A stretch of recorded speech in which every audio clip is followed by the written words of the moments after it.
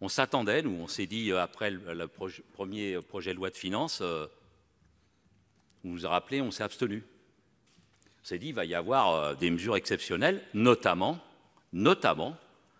la mise à contribution des riches. Il va y avoir un impôt exceptionnel, à situation exceptionnelle, impôt exceptionnel, parce que l'État fait un effort exceptionnel. Alors, je m'excuse, monsieur le ministre, vous verrez chez Guevara plus tard, moi c'est Savoldelli.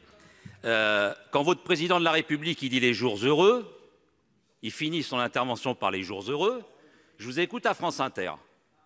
France Inter, vous êtes quand même obligé de répondre à l'ISF.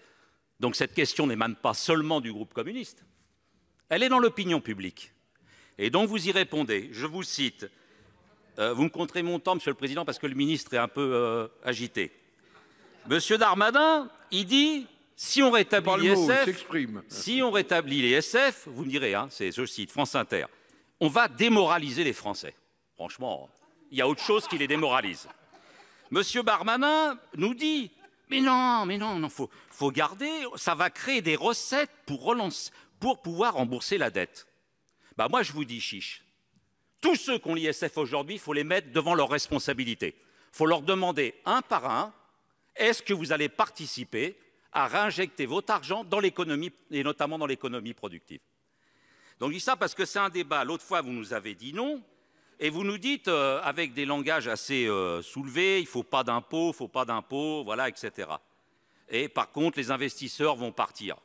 Non, franchement, je vous le dis, je pense que cette idée-là ne nous appartient pas qu'à nous. Je pense qu'elle est dans une grande partie de la population française, qu'elle a une valeur de symbole. Elle ne rapporte que 3 milliards, ok, monsieur le ministre, mais c'est 3 milliards dont on a besoin.